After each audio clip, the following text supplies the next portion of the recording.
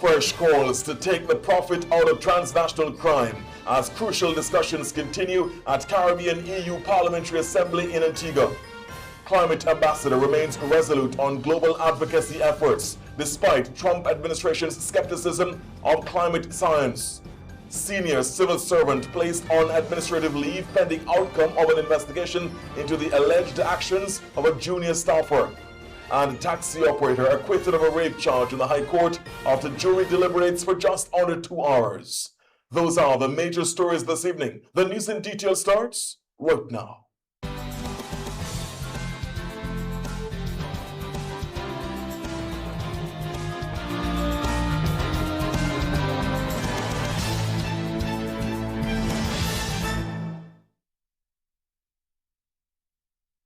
The local evening news is brought to you by Nagico, local agents Bryson's Insurance. Good evening. Thank you so much for joining us for the ABS Evening News on this Tuesday. A special welcome to those joining us online. I'm Garfield Burford. Good evening. I'm Nicola Barreto. Thank you so much for joining us as well. As per the norm, let's dive right into it. Taking the profit out of transnational crime by going after the masterminds. Well, that's one of the areas of focus as lawmakers from the Caribbean and Europe gather in Antigua and Barbuda for crucial discussions. Indeed, Nicola, and as you join us at the top of this broadcast, they are meeting in the first plenary session of the Caribbean European Union Parliamentary Assembly at the American University of Antigua, the AUA. Participants are examining ways to more effectively tackle this scourge of transnational crime which affects all their countries. More comprehensive coverage of the Assembly this evening, beginning with this report from Ursel Charles Jr. The second day of the first plenary session of the Caribbean EU Parliamentary Assembly proving hugely consequential as issues of curbing transnational crime were discussed. We heard from members of the United Nations and the academic community as well as delegates gathered here at the American University of Antigua as how to curb transnational crime and how we can advance criminal justice and crime prevention. The region is part of an established transit route of illicit firearms and drugs, exacerbating the proliferation and interconnectedness of gangs, drugs, firearms, and violence. The problem laid bare, the Caribbean, part of a larger international problem. But although criminal organizations are rooted in national and international contexts, the results are mostly felt by underdeveloped and marginalized communities and their constituents.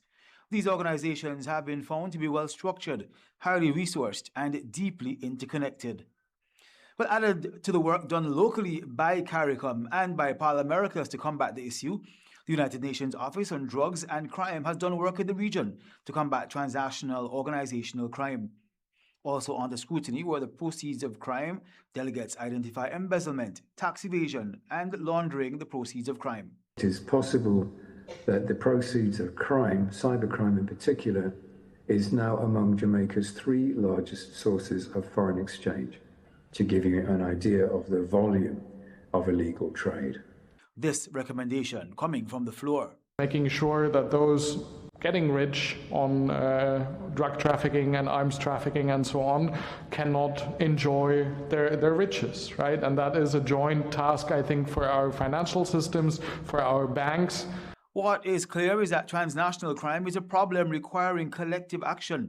One Caribbean delegates have called on Europe not to judge or police, but to recognize the continent's role in the problem. Responsibility must be proportional. Partnership must be reciprocal.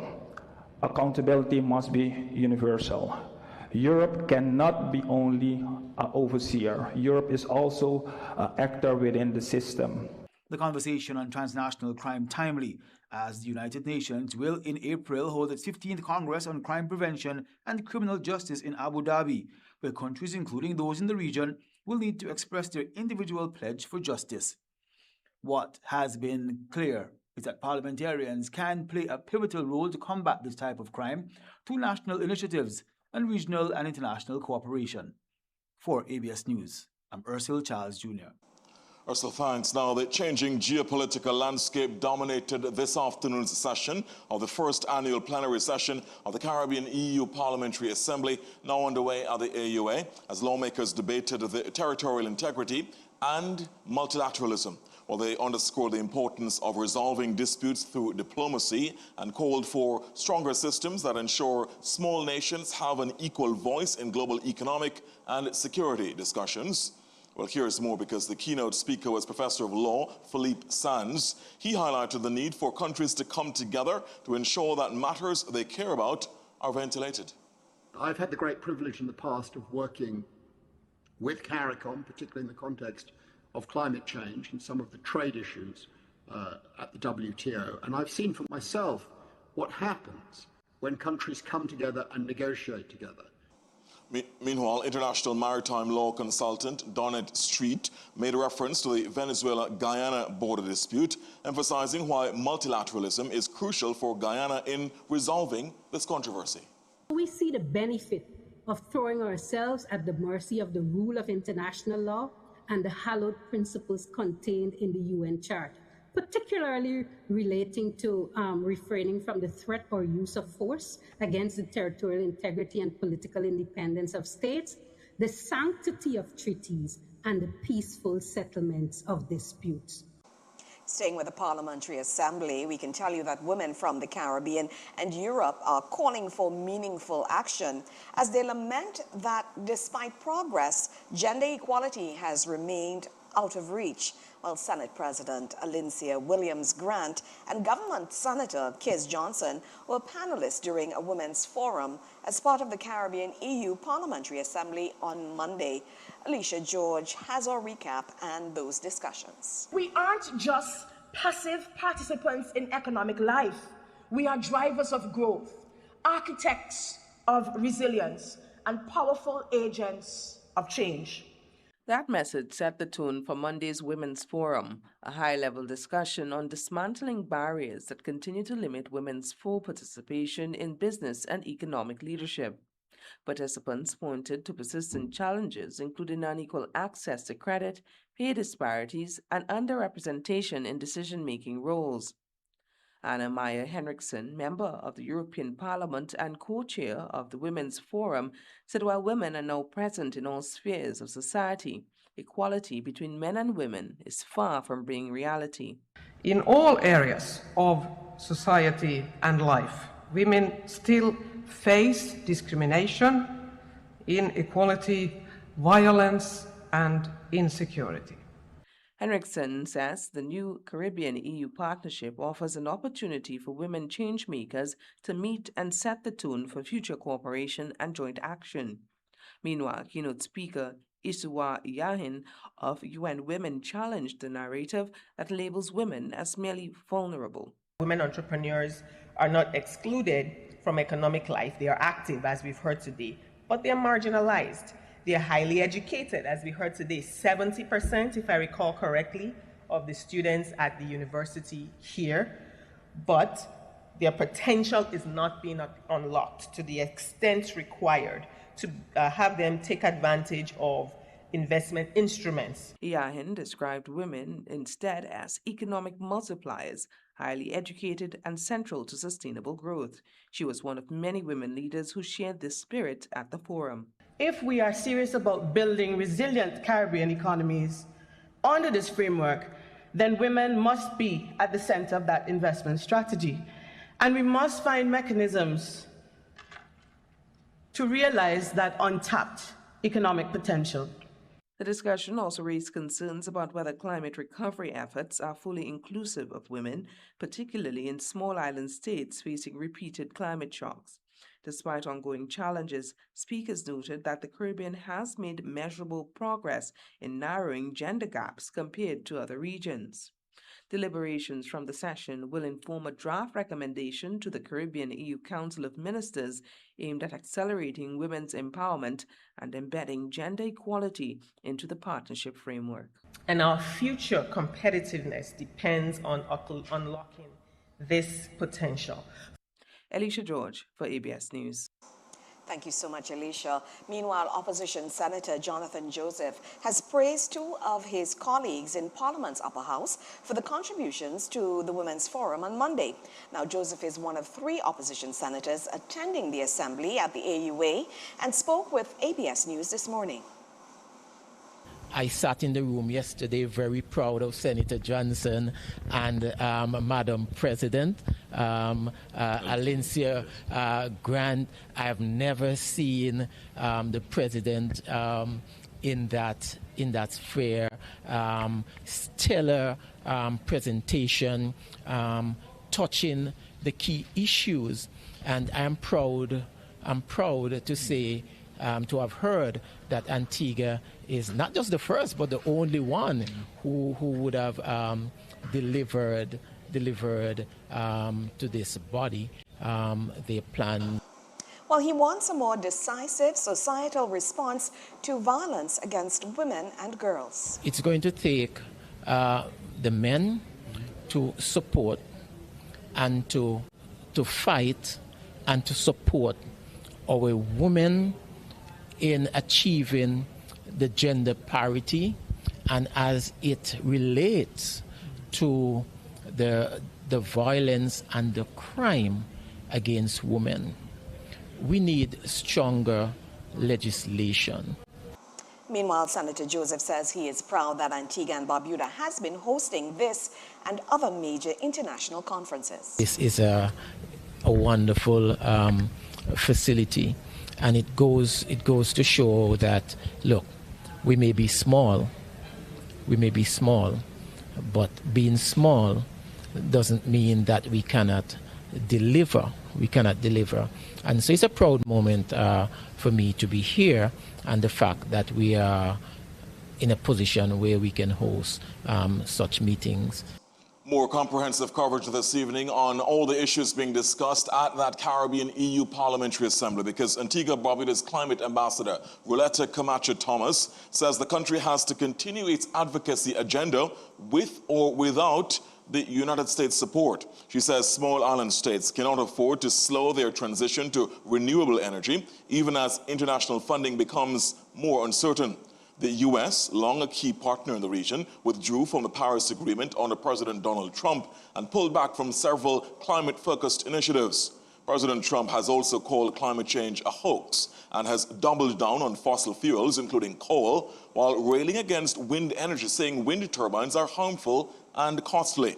Now, ABS News asked Ambassador Camacho Thomas about the impact of the U.S.'s climate skepticism on small, vulnerable nations such as Antigua Barbuda. The U.S. did not provide any direct financial support for our projects. There are support to institutions who we depend on, like IRENA, for example, whose budget is being impacted now. But with respect to our momentum, we have to continue, we have to move on. Now, Antigua and Barbuda, like much of the Caribbean, has been advocating for greater investment in renewable energy, a move officials say is essential not only for environmental protection, but for economic stability.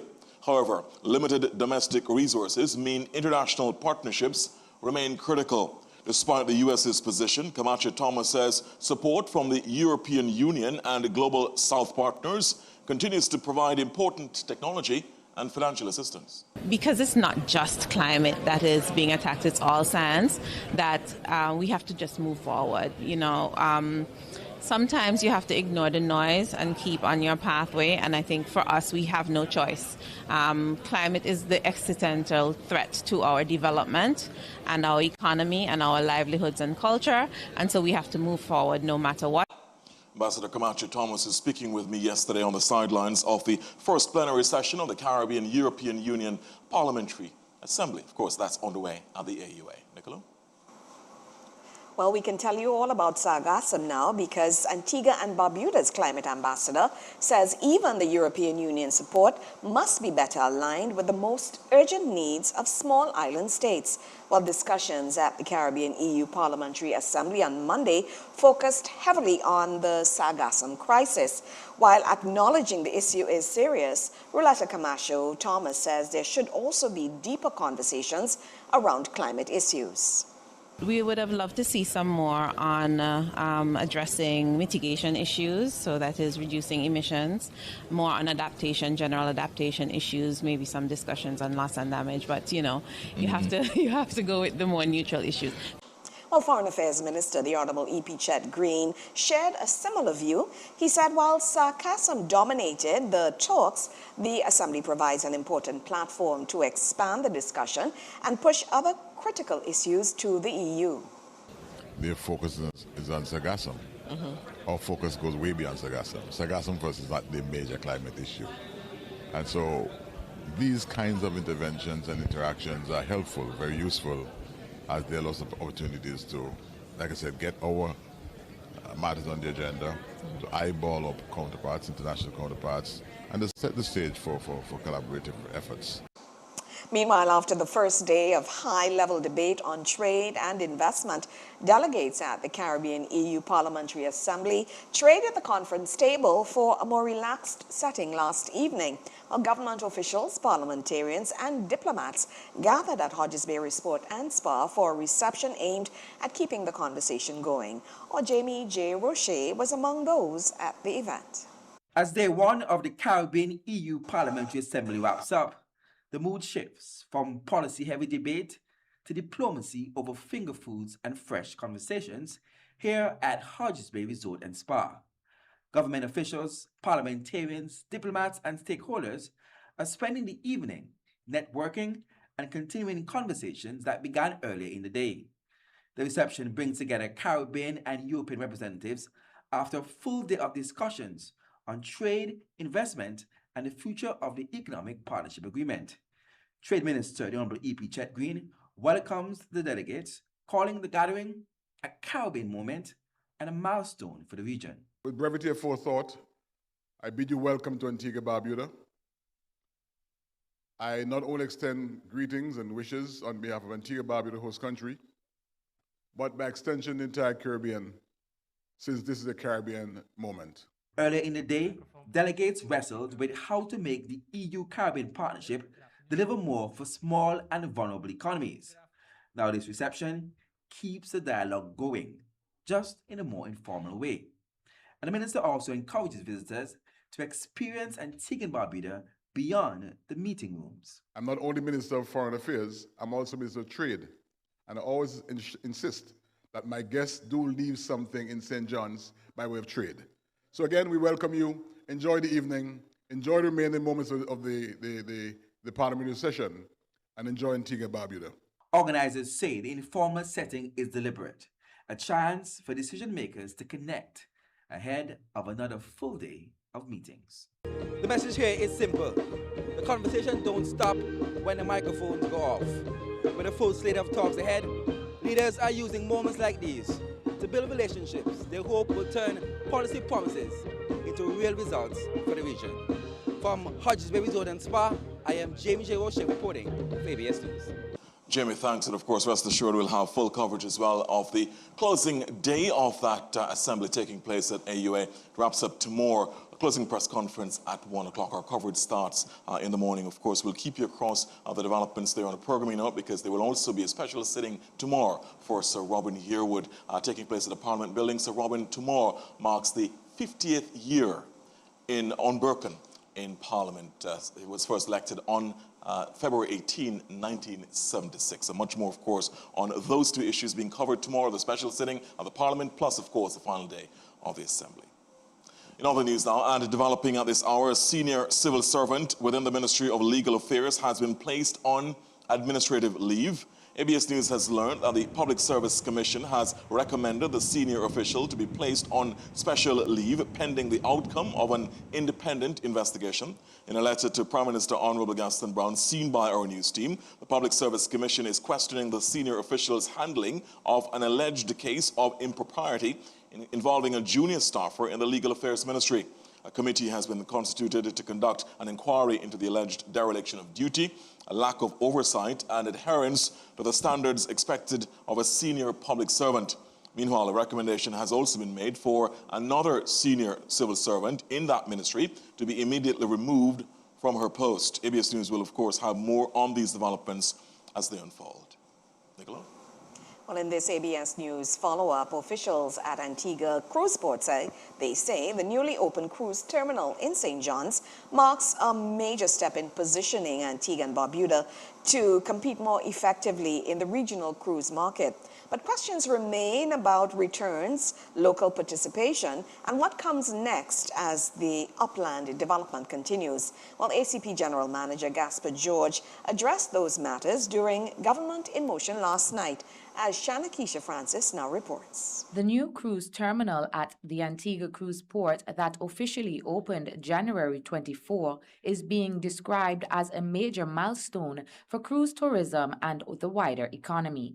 General Manager of Antigua Cruise Port and Global Ports Holding Regional Director Gaspar George says the facility strengthens Antigua and Barbuda's position in the regional and global cruise landscape. It's actually positioning us on the global market, indicating our readiness, indicating how we as Antigua and Barbuda as a people, how we stand tall to position ourselves to be the best in class, but most importantly to be a premier cruise destination in the southern and eastern Caribbean. George says the terminal changes what home porting can look like here, moving operations from temporary structures into a permanent facility designed to improve passenger flow and reduce stress at key processing points.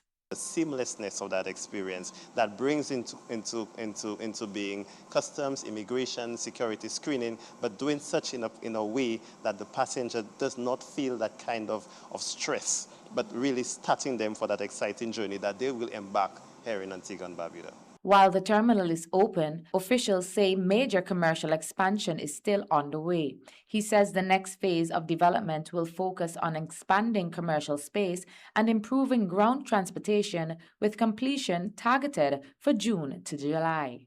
We'll be completing now and moving aggressively into the upland, the rest of the upland, which is the commercial and retail aspect of it, which includes at least more than 12, thereabout, retail stores measuring just roughly approximately 1,200 square feet, as well as kiosks and bazaars for where all of your local SMEs, although they could participate in the bigger stores, but we want to see the authenticity of Antigua and Barbuda. George says the true test will be whether the expanded facilities translate into increased spending across the wider economy, particularly for businesses and workers beyond the port gates. Shanakisha Francis, ABS News.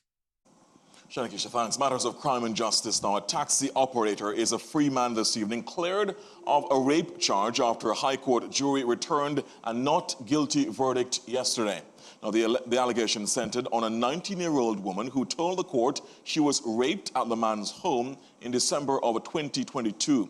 Jurors heard the two had been communicating around that time and met up at Pensioners Beach, where the man claimed they made love before he left to pick up tourists. The complainant, who is also a carpenter, agreed they met at the beach, but said he tried to kiss her and she later blocked him, though phone records reportedly showed she blocked and unblocked him multiple times. On the day of the incident, the court heard the two went to his home, drank cranberry and vodka, and had sex, which the man maintains was consensual.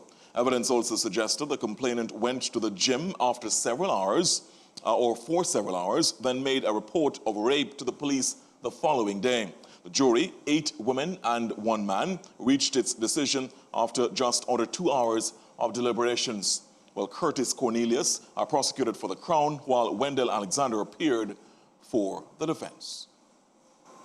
Well, staying with news of crime, police have arrested 2 people as they executed a search warrant at a property in the Mac Pond area late Monday night. Well, at approximately 10:45 p.m., officers attached to the Criminal Investigations Department Task Force say they executed a search warrant at a residence in Mac Pond. Well, during the operation, they discovered and seized 2 9mm pistols, 4 magazines, 1 weapon holster, 1 speed loader, and a quantity of 9mm rounds of ammunition. a 31-year-old male and a 25-year-old female were arrested on suspicion of unlawful possession of firearms and ammunition, and they were taken into custody pending further investigations. While police, they are encouraging anyone with information related to illegal firearms or other suspicious activities to contact the Criminal Investigations Department, that's the CID, at 462-3913, or you can call Crime Stoppers anonymously at 800-TIPS, that's 800-8477. Meanwhile, police are urging residents to exercise care and caution amid what they describe as an increase in reports of electronic fraud and unauthorized banking transactions. Here's more of what the police say. Authorities say several individuals have lodged complaints regarding the unexplained disappearance of funds from their bank accounts. The police high command has initiated dialogue with officials in the banking sector and other financial institutions to strengthen collaboration aimed at protecting customers and improving fraud prevention measures. Meanwhile, residents are strongly advised to remain vigilant and avoid sharing personal or banking information online, particularly when responding to unsolicited emails, messages, phone calls, or suspicious websites. Let's switch gears now, because the Rotary Club of Antigua has continued to empower residents across the Twin State, while the Salvation Army is the latest beneficiary of the club's outreach. Kim Emmanuel Baird attended the handover ceremony this morning and now reports. 4 sewing machines, along with sewing essentials and 10 laptops, were donated to the Salvation Army to assist with its Women's Development Ministries sewing class. The donation will also aid in computer courses that the church will soon offer to residents. Past president and project coordinator at the Rotary Club of Antigua, Cordell Josiah, thanked John and Jan Martinga for assisting in Tuesday's donation. And Jan Martinka and her husband, John Martinka, they are very, very much interested in Antigua, and especially in the sewing and computer projects that we have going on in Antigua for the past 17 years. During the presentation, Major Jean Ramancil Pierre expressed his gratitude for this timely donation, indicating it will aid the Salvation Army in fulfilling its commitment. In the Salvation Army, we see education as we deem education as very important in the growth and development of any society. President of the Rotary Club of Antigua, Elissa Graham, also praised their valued partners, such as the Bellevue Breakfast Club and the Rotary Club of Kirkland Downtown, for their generosity and unwavering commitment over the years. For the last 15 years, this program has provided persons with opportunities to learn practical skills, build confidence, and improve their livelihoods. It has created a safe and supportive space where individuals can develop talents, share experiences, and become stronger advocates for themselves, their families, and their communities. Thanks to the Bellevue Breakfast Club and the Rotary Club of Kirkland Downtown, the Rotary Club of Antigua has established numerous sewing stations across the country for the past 15 years to help empower women. Reporting for ABS News, Kim Emmanuel Baird. Thanks so much, Kim. Now, the National Parks Authority is inviting residents and stakeholders within the Nelson's Dockyard National Park to participate in a community session examining how land use affects reefs, fisheries, and coastal communities. Well, Environment Officer Haldane Spencer says the initiative is part of an ecosystem-based adaptation project aimed at improving environmental management within the park's boundaries, which extend from inland ridge areas to surrounding marine ecosystems. And so this project, this EBA, which stands for Ecosystem-Based Adaptation project that the National Parks has entered in partnership with IHO, is facilitating 2 workshops. One workshop will be land management, and the other workshop will be sustainable fisheries techniques. Meanwhile, consultant and local conservation biologist Shanna Challenger says activities such as land clearing, construction, and the use of fertilizers can contribute to erosion and runoff that ultimately impacts marine habitats. Anything that happens up in the land is going down into the sea. So any clearing you do, so you know in Antigua, we love to clear land. We love to clean. We like every single bush cut down, nothing tile, just soil, right? But when we do that, that is contributing to erosion. Where's the erosion going? Back down into the sea. When we're using any pesticides, any fertilizers, where is that going? Into the sea. Well, the session will also provide guidance on sustainable land clearing practices and development procedures within the protected area where residents, businesses, and tourism activities operate alongside sensitive ecosystems. The community meeting will take place at Cobbs Cross Primary School and forms part of broader consultations ahead of planned marine, spatial, and natural resource management initiatives for the national park. Well, officials say public participation will help shape future policies designed to protect both livelihoods and the environment. We should tell you, of course, coming up on a programming note as well, because coming up at 8:30 this evening, another powerful edition of House Calls. Tune in for that. Your Smile Matters, a conversation with Dr. Sumi Sengupta, modern dentistry in Antigua, Barbuda. So all about smiles and teeth.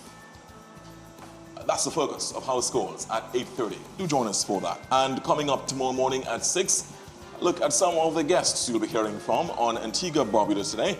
Program starts at 6, ends at 9. It is unmissable. When we come back, we'll turn our attention to more of the stories that we're closely following for you this evening, including this one. Well, the MBS extends its Healthy 3D Lunchbox competition to increase participation. And if you're wondering what that is all about, all you've got to do is to stay right here and we'll tell you what's happening. Indeed, and a bit later on in sports with our Terry Andrews, several swimmers will compete this weekend to secure their spot on the country's Carifta team. The Carifta Aquatics Championships coming up in a few weeks' time, actually. So stay tuned for that story and plenty others, plus all the latest on the T20 World Cup ahead of the sports. But first, a break ahead of more national news. Stay with us, please. At Nagico, the things that matter to you matter to us. Like knowing you're covered when your house gets flooded, getting your settlements quickly and fairly when a fire hits your home, and making sure your business can keep going even after an accident happens on site. At Nagico, we're about much more than just insurance. We're about the big things and the small things that mean everything. This Love Month, put heart health first. Join the Medical Benefits Scheme's Steps for Life Heartbeat Walk on Sunday, 22nd February 2026 at 3:30 p.m. Starting at the MBS headquarters, we'll walk to Old Farm Road and return to MBS. Dress in creative green and bring someone you love.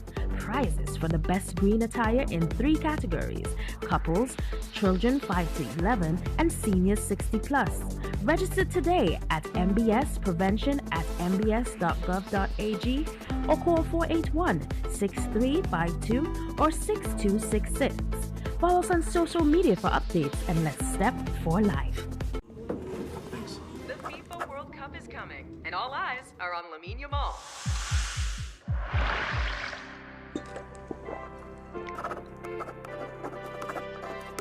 You like it? Yeah.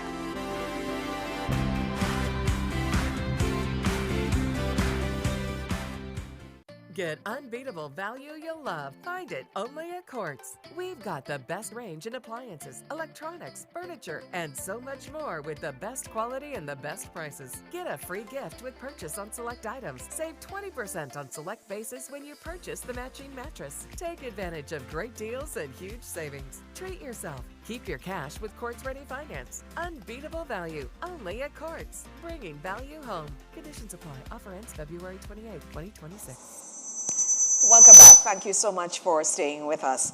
The Medical Benefits Scheme is giving primary school students across Antigua and Barbuda the chance to show off their creativity and knowledge of healthy eating.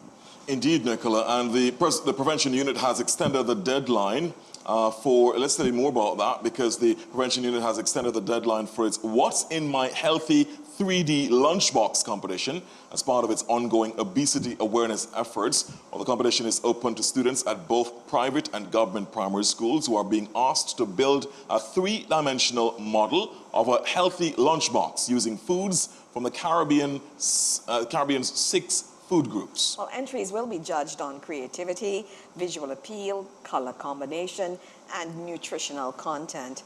Organizers say lunch boxes should include healthy options from all food groups with no sugar-sweetened beverages, no processed meats, and only snack options that are low in salt, sugar, and fats. Well, the submission deadline has been extended to Friday, March 6th, giving students more time to prepare their entries. Each lunchbox must include the participant's full name, school, and age written at the bottom of the box. Those interested can contact the Prevention Unit. The number is 481-6361, 481-6266, or 481-6352 for more information. We'll repeat those numbers a bit later on for you as well. So this is, just in case you heard that and said, what was that again? Let's remind you, it's a medical benefits scheme giving primary schools across this country a chance to show off their creativity because they have extended the deadline for the What's in My Healthy 3D Lunchbox competition as part of the ongoing obesity awareness efforts.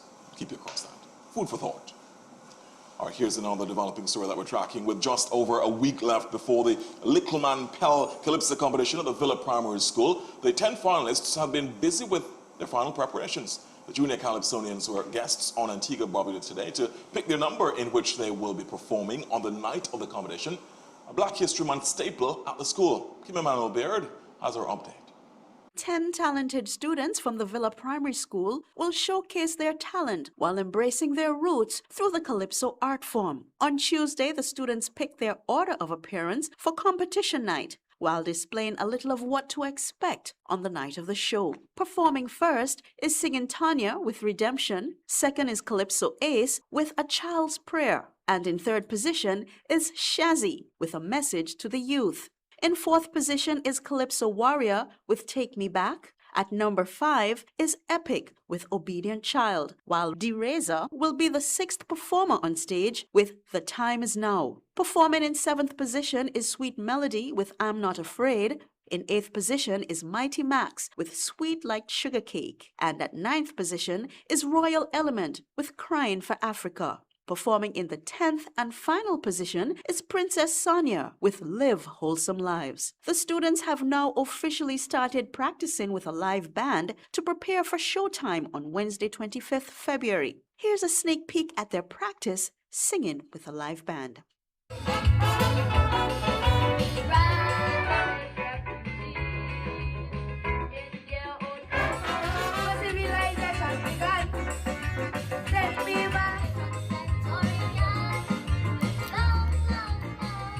Students will participate in their final Calypso bootcamp over the upcoming weekend as they receive their final coaching before the... In the coming days, these shallow low-level patches will move through occasionally, so we can indeed anticipate moderate chance of brief passing showers in the coming days. But we'll have more details after this short break. The weather report is brought to you by Leeward Islands Hurricane Protection. When storms like Melissa hit, it's a reminder. Hurricane season is never far away, and with tariffs driving prices up, protecting your home now just makes sense. This February, Leeward Islands Hurricane Protection is offering a deal you can't afford to miss.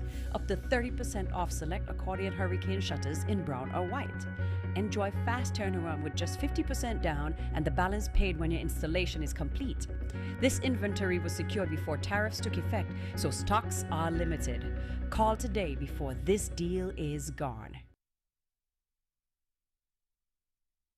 Welcome back, and as we dive right into our satellite picture for this evening, we see evidence of those clouds just moving across the Leeward Islands, just moving out of the Leeward Islands, actually pushing across to the British Virgin Islands. In the wake of this, there's much clearer conditions which can be expected overnight, so not much anticipated in the way of shower activity. Only some brief evening showers, but as the night progresses, clearer conditions can be expected. As mentioned earlier, these clouds will move on to the British Virgin Islands, causing increased cloudiness and a moderate chance of some brief passing showers across portions of the BVI. So conditions for tomorrow, Wednesday, we're looking at generally partly cloudy conditions across Australia in Antigua and Barbuda and the Leewards, with only a slight chance of a brief shower. Increased chances of showers can be expected across Puerto Rico and the British Virgin Islands, as that plume of moisture moves on to the west across that portion of the island chain. Not much shower activity is expected across the southern islands as high pressure ridge continues to dominate. On the outside currently, we are seeing partly cloudy conditions. Current temperature of 23 degrees Celsius or 73 degrees Fahrenheit as winds come from the east at about 8 miles per hour. Overnight, periods of increased cloudiness with a moderate chance of evening showers, but as the night progresses, we can expect clearer and cooler conditions, as minimum tonight get as low as 19 degrees Celsius or 66 degrees Fahrenheit, with winds coming from the east at about 5 to 10 miles per hour, becoming lighter and variable at times. Tomorrow, across Antigua and Barbuda, generally partly sunny conditions can be expected, only a slight chance of a brief shower. Maximum temperature of 31 degrees Celsius or 88 degrees Fahrenheit as winds come from the east at about 7 to 18 miles per hour, becoming a bit lighter at times. Our sunrise time will be 6:31 a.m. and the sun will set at 6:10 p.m. Looking at marine conditions, seas are moderate at this time. Waves getting as high as 4 to 6 feet or 1.2 to 1.8 meters. Even though seas are marginally safe, small craft operators and beachgoers are still asked to exercise some caution when venturing out at sea over the next 24 hours. In our extended weather forecast for this evening, well, over the next couple of days, as shallow low-level patches continue to move across the area on a light to moderate wind flow, we can expect a moderate chance of some brief passing showers Thursday and Friday, and then an east at 7 to 16 miles per hour during that 4-day period. Maximum of 31 degrees Celsius or 88 degrees Fahrenheit and a minimum of 19 degrees Celsius or 66 degrees Fahrenheit can be expected during that time. Sea conditions initially 4 to 6 feet or 1.2 to 1.8 meters, but sea conditions will get a bit on the choppy side, 5 to 7 feet and 6 to 8 feet Thursday through to Saturday as increased swells moves across the area from the north. And here ends our weather. Certainly hope that you will be able to weather that flu storm that you're, I can't even say you're tracking it because it's found you, so get well soon. Well, as my colleague would say, whatever you're going through, you still got to weather the weather. Even though the weather is on you, you still got to weather the weather. There you go. Weatherman who's under the weather. You can't miss that at all. Really appreciate it. Bernal Simon, thanks so much for pushing through. We hope that you get rid of that and make sure that we are the place for timely updates on your forecast. Up next, a look at news overseas. One of the stories that we're tracking closely comes to us from St. Lucia because there are reactions from Castries after the U.S. carries out another deadly boat strike. At least one Lucian believed to be among the dead. We'll have the latest on that developing story. And internationally, civil rights icon Reverend Jesse Jackson Sr. dies at the age of 84. We'll have more right after the break. Stay with us.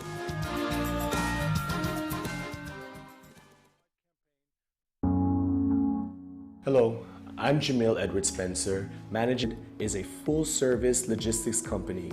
Most recently as DHL agent, we extend our reach globally. Behind every shipment is a team committed to care, precision, and reliability. Vernon GC, driven by progress. Regional developments now. Tension is rising in the Caribbean after a deadly explosion struck the waters between St. Vincent and St. Lucia on Friday, February 13, leaving 2 fishermen dead and sparking urgent questions about regional security and safety at sea. We have more from DBS News. Fishermen from St. Vincent and the Grenadines and St. Lucia are on edge following a large explosion in the Caribbean Sea on Friday, February 13th. The first blast was reported by fishermen in the southern Grenadines early Friday morning, with a second incident occurring later that day between St. Vincent and St. Lucia. Reports indicate the second explosion involved a small vessel carrying 2 fishermen, allegedly of St. Lucian nationality, and resulted in their deaths. The incident has left residents fearful, with many questioning safety in the region. During Monday's pre-cabinet briefing, Prime Minister Philip J. Pierre did not provide confirmation regarding the nationality of the victims. I can confirm that People lost their lives and the circumstances have got no official notification on the circumstances surrounding the death. Reporters pressed the Prime Minister for more information, but his response remained limited. As the Caribbean has been declared a zone of peace under the 2014 CELAC Declaration and the CARICOM initiatives, questions are mounting about why the U.S. Air Force would conduct a strike on a fishing vessel in regional waters. I can confirm that people lost their lives, but have got no official notification. Staying with regional developments, President Donald Trump says the U.S.'s top diplomat, Marco Rubio, is talking to Cuba as the Caribbean island faces a shortage of fuel that fewer than half of Havana's waste disposal trucks are able to operate. We have more from the BBC. With every day that passes, the fuel and energy crisis is getting. There are very few vehicles on the road. The price of fuel has skyrocketed, including on the black market. And those who are on the roads tend to be electric vehicles that are charged at home when the power comes back on, or those making only necessary journeys. This is also beginning to affect cultural life in Cuba. The island's book fair has been indefinitely postponed, as has its cigar festival, an important part of the calendar for the government with which it generates millions of dollars for its healthcare system. But given that they simply couldn't ferry the participants around from the cigar fields to the factories, they had to postpone it indefinitely. When we come back, Garfield has international developments. Stay right here with us. Get unbeatable value you'll love. Find it only at Courts. We've got the best range in appliances, electronics, furniture, and so much more with the best quality and the best prices. Get a free gift with purchase on select items. Save 20% on select bases when you purchase the matching mattress. Take advantage of great deals and huge savings. Treat yourself. Keep your cash with Courts Ready Finance. Unbeatable value only at Courts. Bringing value home. Conditions apply. Offer ends February 28, 2026. Welcome back. International news. Veteran U.S. civil rights activist Reverend Jesse Jackson, one of the nation's most influential black voices, died peacefully this morning. That's according to his family in a statement. He was 84. Jackson, a Baptist minister, had been a civil rights leader since the 1960s when he marched with Martin Luther King Jr. and helped fundraise for the cause. Here's more from France 24. Jesse Jackson was known for saying excellence is the best deterrent to racism, a belief he tried to reflect as a politician, activist, and ordained Baptist minister. In the 1960s, he fought in the civil rights movement alongside his mentor, Martin Luther King Jr. In fact, he was with King on a hotel balcony when the civil rights leader was assassinated in Memphis in 1968. I've been blessed by God to come back here 50 years later. And every time the scab comes off, the sore is still raw. The blood still oozes. After King's assassination in 1971, Jackson founded People United to Save Humanity, or PUSH, a group dedicated to continuing the slain leader's work. Then in 1984, he became the second African American, after Shirley Chisholm, to mount a nationwide campaign for U.S. president. He finished third in the Democratic primary. After the election, he merged PUSH with another nonprofit, forming the influential Rainbow PUSH Coalition, known for championing liberal causes, such as affirmative action. Jackson ran for president again in 1988, but that would be the last time. Later in life, he continued to speak out on issues he cared about, against racism and police violence. Remain disciplined, focused, and nonviolent. May his memory be a blessing. Staying in the U.S., Hillary Clinton has accused U.S. President Donald Trump's administration of a cover-up over its handling of files related to the late sex offender Jeffrey Epstein. However, the White House insisted that by releasing the files, they had done, quote, more for the victims than Democrats ever have, end quote. Here's some of what Mrs. Clinton told the BBC. When the Attorney General testified last week, it was quite a scene because she refused to answer questions. She diverted attention away from the matters at hand. She refused to look at the survivors. So there's something about this administration's attitude toward this, which I think really leads us to conclude they have something to hide. We don't. We have been willing to say whatever we know. We've even done it under oath.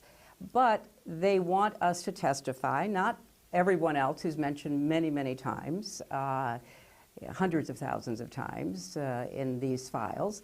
So we've said, fine, let us do it in public. And we will appear in public and we'll answer all your questions. Comments there from Hillary Clinton. Taking us out of a look at news overseas. Turning next, Nicola, to the sporting developments now. Here with us is Terry Andrew. Terry is willing to splash into the sports this evening, Terry. Tell us about that. Splash away. Hi there. Coming up this weekend, or what he's talking about. Coming up this weekend is the National Swimming Championships. We have a preview of that story. Plus, the Windies, they'll kick off their series against Sri Lanka over in Grenada. Coming up this week. Those stories are ahead for us. Stay tuned. Reporting live from Caribbean Union Bank's press conference, where bank representatives will address its customers and the media, explaining just how CUB simplifies life through its financing. Today, my team and I will share with you how CUB's financial solutions are designed to simplify your life. Now, let's open the floor for any questions that you may have. How can you help me as a retirement? That's a good question. We offer customized retirement solutions at competitive rates. How easy is it for me to switch my mortgage to CUB? With attractive interest rates and minimal switching fees, CUB makes switching mortgages easy.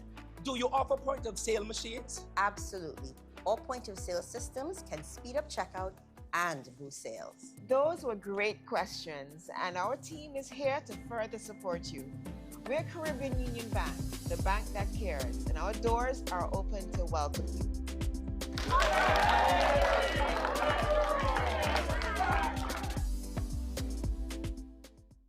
Caribbean numbers, come and play. Just one single dollar, that is the way. You can pick one number or two or three. I win up to 20,000, you see. Play Caribbean numbers today. With just $1, you could win $60,000, $1,200, or $20,000 with Quiniela, Parlay, or Tripleta, and 3 draws a day. 3 ways to play, 3 draws a day, 3 ways to win. Hear what we say. Caribbean numbers is the easiest game to play. So play today. Welcome back. Antigua and Shawnisha Hector has been named in the West Indies women's squad to face Sri Lanka in 3 ODIs and 3 T20s in Grenada starting on Thursday. Haley Matthews and Deandra Dotting have also been selected in the 15-member squad. Here's the full team in this report. Hector is among a 15-member squad selected to face Sri Lanka from February 20 to 25 in Grenada as part of their ICC Women's Championship campaign. Captain Haley Matthews returns to the squad after recovering from a shoulder injury, and all-rounder Deandra Dotting returns to the squad as well after injury kept her out of major 2025 tournaments. The rest of the Maroon Warriors are Vice-Captain Chanel Henry, Aliyah Lean, Sherman Campbell, Desara Claxton, Afi Fletcher, Janella Glasgow, Liliana Grimman, Kiana Joseph, Ashmini Munasar, Krishma Ramharak, Chanel Saw, and Stefani Taylor. Head coach Shane Dates is relishing the challenge of facing Sri Lanka and says the squad is eager to make the most of home conditions. It will be the first time in 10 years the West Indies Women's Series will be played on the Spice Isle of Grenada. Terry Andrew, ABS Sports. Now, Ireland and Australia have been both eliminated from the T20 World Cup as rain prevented play in Group B between the Irish and Zimbabwe at Palakelly. Zimbabwe's shock victory over Australia left them needing just a point on Tuesday to advance to the Super 8, with the match being a must-win for Ireland to retain any hope of advancing. But Australia, who suffered an 8-wicket defeat by Sri Lanka on Monday, were also banking on a win for Ireland to remain in the hunt for the next phase. But with rain unrelenting in Kandy, the match was abandoned, with both Ireland and Zimbabwe taking a point apiece. Also today, Nepal recorded their 3rd win at the Men's T20 World Cup after a 12-year wait, defeating Scotland by 7 wickets. Michael Jones, 71, led Scotland to 170 for 7 in 20 overs. Then the Nepalese got to their target with 4 balls to spare. Dipendra Singh Airy hit 50 in a total of 171 for 3 in 19.2 overs. And New Zealand defeated Canada by 8 wickets with 28 balls to spare. Canada posted 173 for 4 with opener Yuvraj Samra slamming a 65-ball 110. In reply, the Kiwis, a powerful batting lineup, got to their target in 15.1 overs in their total of 176 for 2. Now in the schools sports, in netball, Christ the King High School and Princess Margaret School registered back-to-back victories on Monday in the cool and smooth Joma Caribbean 13 and under secondary division. Christ the King trounced Pierce Secondary School 14-5, then prevailed 8-4 over All Saints Secondary School. Princess Margaret School celebrated 2 wins as well. PMS defeated Antigua Girls High School 3 and the number 2 teams 10-3 and 10-2 respectively. Then outshot Clay Hall Secondary 13-6. PMS kept its unbeaten run intact with a 7-5 victory over Antigua Girls High School number 1 team. In other results, Clay Hall edged Sanoval Richards Academy 7-6. Antigua Girls High School number 2 side defeated its number 4 squad 7-4. In basketball, Jennings Secondary celebrated in the junior boys division, while Abacus and Antigua Grammar School enjoyed success in the senior boys category. Jennings Secondary defeated Sanoval Richards Academy 39-30. Lewis Melker's 19 points and Shondell Edwards' 10 led Jennings to the win. Jaden Royer and Latrell Bartley shot 15 and 12 points respectively. As for the senior boys, Abacus overwhelmed the Jennings Secondary 59-25. Kadeem Simon sank 19 points. Gladstone Joseph hit 17 and Dewan Edwards chipped in with 15 points. And Antigua Grammar School defeated Sir McChesney George Secondary School 72-47. Derek Perez shot a game-high 28 points. Raheem Sawyer added 20, while Jordan Andrew scored 14 and Javon Gordon had 10 points. Eli Harris scored 19 points in the loss. In swimming, this country's swimmers will compete at the 10th National Swimming Championships this weekend, and they will vie for a spot on the Antigua and Barbuda's Carifta squad. Here's more in this report. The Antigua and Barbuda Swimming Federation will host nationals from Friday the 20th through Sunday the 22nd of February at Vipers Pool at Longford. With the 39th Carifta Swimming Championships coming up in April in Martinique over the Easter weekend, President of the Swimming Federation, Edith Clashin, says over 50 swimmers will aim to be a part of Team Antigua Barbuda. We're looking forward to seeing if there are any other swimmers that will make the Carifta cut. There's a couple of swimmers who are close to the times that we're looking for, so they have a last chance to try and make the cut. We are looking to see new records being made, new personal best being made. The National Championships will see Team BVI participating as well. Clashin explains their involvement. Type of relationship, they benefit from us and we benefit from them. They don't have as much competition over there. They are happy to join us to give their swimmers a bit better competition. So their swimming is not quite as developed as ours, even though there's a far way for us to go. But they're happy to join us so that they can give their swimmers an opportunity. And maybe some of those same swimmers are also having Carifta aspirations. Terry Andrew, ABS Sports. Now for the latest from the ABFA First Division this afternoon, Empire came from behind to earn a point in a 2-all draw against SAP at the ABFA's Technical Center. Kevin Samuel and Dow Southwell scored for SAP, while Kamali Luby and Ricardo Lindsay netted Empire's goals. And Five Islands defeated Cedar Grove Blue Jays 4-1. And finally, the Halo Foundation announced that the Generation X Football Club has come under its patronage, as the partnership marks an important milestone in the foundation's commitment to supporting sports, youth development, and community engagement through football. Here's more in this report.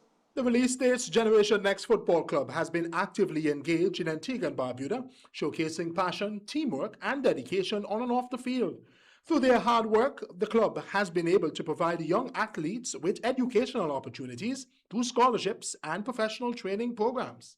Its vision is to see young student athletes from underserved Caribbean communities break barriers and transform society, empowered by education and sport to lead purposeful global lives. This patronage addition will help elevate the club's ability to train players, increase community involvement, and reach higher competitive levels. President of Generation Next, Ricky Santos, reacted to the news. I'm truly honored to be considered under the patronage of the Governor General and Lady Williams Halo Foundation. It was really a pleasure. However, it is under not necessarily Generation Next, but the GN Trust, which is a charity that we formed in the United Kingdom. This does many things because, of course, the Governor General and his wife have a lot of connections with people with sizable incomes that can possibly donate to the foundation. And they will be using their network and their foundation to assist in getting funds into the trust. And once the funds are into the trust, then all the young student athletes that are traveling abroad would be afforded the opportunity to get financial assistance. Terry Andrew, ABS Sports. That's the sport. Nicola, Garfield. Thank you so much, Terry. Really appreciate it. A lot to certainly talk about in sports. And of course, the T20 World Cup getting to the Super 8 stage. And some teams are scrambling to see whether or not they can work out the math and the permutations to see if they can get in. Let's see how the rest of it unfolds. West Indies, of course, comfortably into the Super 8s. That's it for the news. We remind you, coming up at 8:30, House Calls, Dr. Sumi Sengupta, Your Smile Matters, a conversation about modern dentistry in Antigua, Barbuda. We'll get our teeth into this one, coming up at 8:30. I'm Garfield Burford. Have a good one. Bye-bye. And I'm Terry Andrew. Thanks for watching.